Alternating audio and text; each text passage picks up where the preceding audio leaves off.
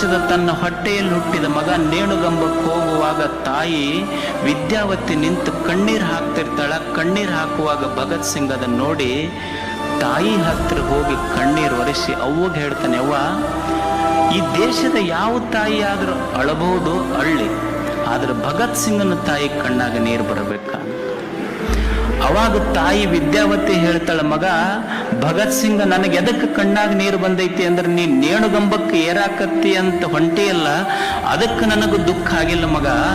ನನ್ನ ಗರ್ಭದ ಮೇಲೆ ನನಗೆ ಸಿಟ್ಟು ಬಂದು ನನಗೆ ದುಃಖ ಆಗಕತ್ತೈತಿ. ಯಾಕಂದ್ರೆ ನನ್ನ ಗರ್ಭಕ್ಕೆ ಭಗತ್ ಸಿಂಗನಂಥ ಒಬ್ಬನೇ ಮಗನನ್ನ ಜನ್ಮ ಕೊಡುವ ಸಾಮರ್ಥ್ಯ ಬಂತೆ ಹೊರತು ಅಕಸ್ಮಾತ್ 10 ಜನರಿಗೆ, ಅಕಸ್ಮಾತ್ 10 ಮಕ್ಕಳಿಗೆ ನನ್ನ ಗರ್ಭಕ್ಕೆ ಜನ್ಮ ಕೊಡುವ ಸಾಮರ್ಥ್ಯ ಬಂದಿದ್ರ 10 ಮಕ್ಕಳಿಗೆ ದೇಶ ಸೇವಾ ಮಾಡಕ್ ಕಳಿಸ್ತಿದ್ದೆ.